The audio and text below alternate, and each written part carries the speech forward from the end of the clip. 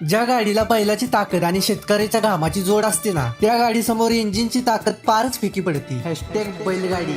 मोराच्या मानचा डौल मानचा.